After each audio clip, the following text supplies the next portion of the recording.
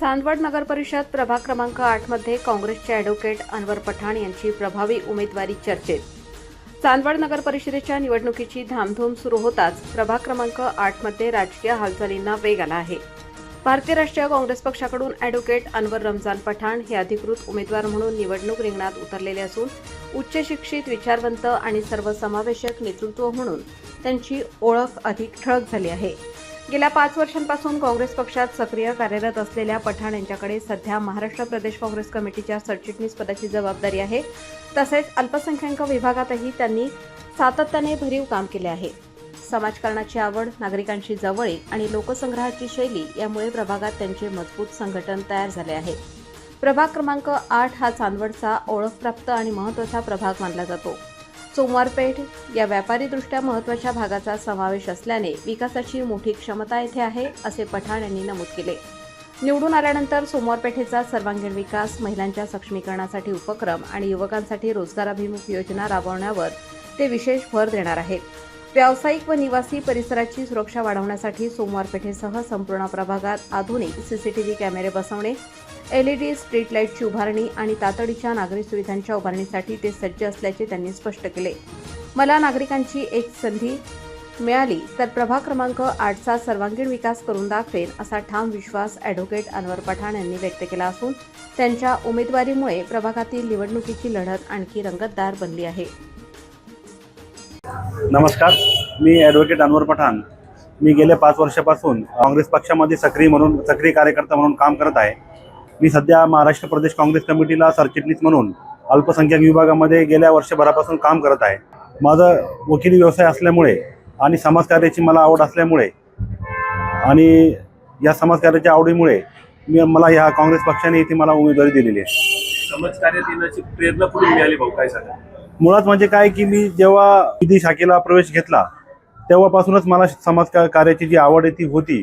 परंतु ज्यावेळेस मी विधी व्यवसायामध्ये आलो तर मला सर्व समाजाचे तळागाळातले लोक मला भेटत गेले आणि त्यांनी मला ही प्रेरणा माझ्यामध्ये जागृत केली समाजकार्याची, आणि ती आवड मला मुळात असल्यामुळे मी त्याच्यामध्ये सक्रिय झालो। सध्या प्रभाग क्रमांक 8 मध्ये कुठल्या अडचणी आहे? प्रभाग नंबर 8 म्हणजे चांदवडचा खरा चेहरा आहे। सोमवारपेठ जी प्रभाग नंबर 8 मध्ये येते ही व्यापारी पूर्ण संकुल, जो व्यापारीचा सोमवारपेठ हे चांदवडमधले नामांकित अशी व्यापारपेठ आहे। आणि जर बघितलं या सोमवारपेठेचा विकास तो मुळात झालेला नाही आहे। त्याच्या लगत अल्पसंख्याक समाज आहे, दलित समाज आहे, गोसावी समाज आहे। या समाजाच्या जर तुम्ही वस्त्या बघितल्या, गल्ल्या बघितल्या तर त्याचा विकास अद्याप या नगर परिषदेने आतापर्यंत केलेला नाही आहे। तर माझी ती भावना आहे की मुळात म्हणजे सोमवारपेठेचा विकास, त्याच्यासह अल्पसंख्याक असतील त्यांचा जर एरिया बघितला त्या एरियामध्ये विकास झालेला नाही आहे। त्या बाजूला जे आमचे रोहिदास नगर जर बघितला, त्या रोहिदास नगरमध्ये कोणता विकास झालेला नाही आहे। ह्या उत्तर बाजूला जर बघितलं, पूर्व बाजूला, तर त्या बाजूला गोसावी वाडा आहे, शाह वाडा आहे, तांबोळी वाडा आहे। या सगळ्यांची परिस्थिती भकास आहे आज रोजी। तर त्यामध्ये पूर्णतः विकास करण्याचा माझा प्रयत्न राहील। निवडून आल्यानंतर प्राधान्यक्रम काय असणार आहे कामात?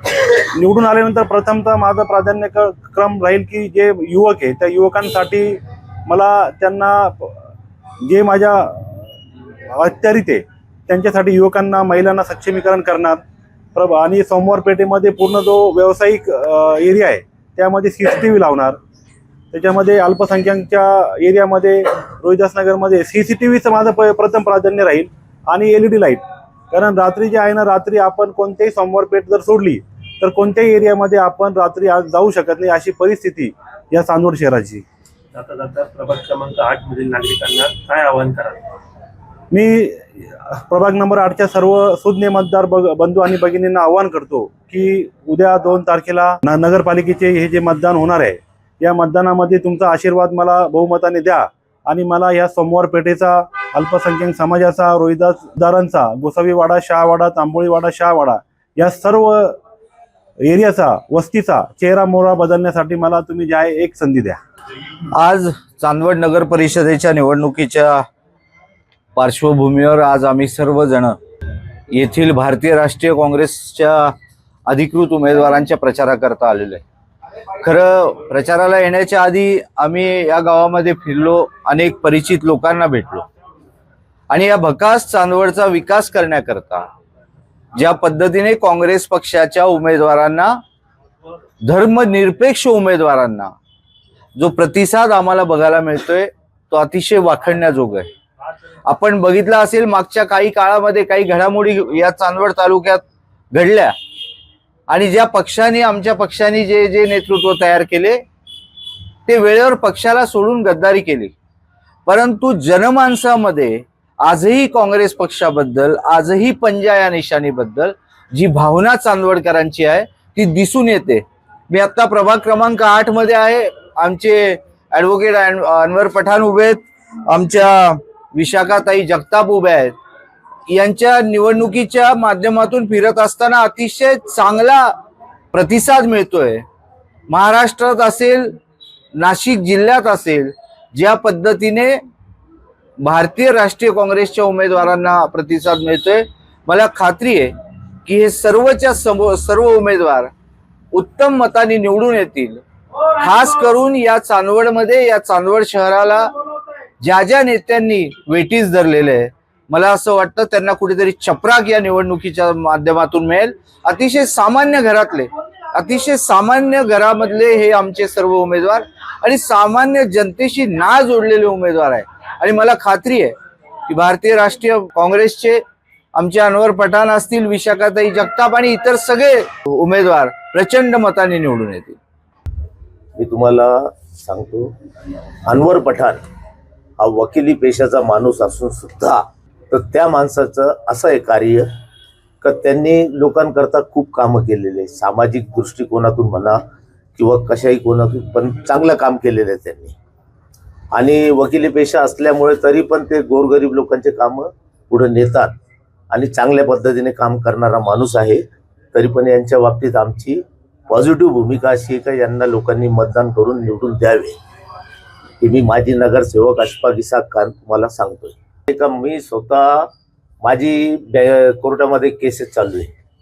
त्या भाऊनी माझ्याकडून कधी पैशाची अपेक्षा कधी पकडलेली नाही, जरी त्यांचा पेशा असला तरी पण नाही, तर 2 पैसे सुद्धा नाही. आणि असे बहुतेक लोक आहे ज्यांना गोरगरीब जनतेला त्यांनी आपल्याबरोबर सोबत घेऊन चालण्याचा प्रयत्न केलेला आहे. त्यांचं काम चांगलं आहे, ते सगळ्यासाठी धावून येतात, काम बी करतात. आता 5 वर्षापासून त्याच्यामध्येच आहे. जे बी त्यांचे 8 मध्ये जे बी लोकांचे बसले ते हल करतील, लोकांचं जे बी कार्य आहे ते पूर्ण करल. कामासाठी ते काही अडचण येऊन आली तर ते धावून येतील. ते कसं आहे, अनवर भैजे पठाण आहे, ते सगळ्यांसाठी सुखादुःखात काम धावून येणारे माणसं आहे. आणि ते ॲडव्होकेट पण बी आहे आणि ते त्यांचं काम पुढं चांगलं राहील. आल्यावर ते सगळ्यांच्यासाठी काम करतील.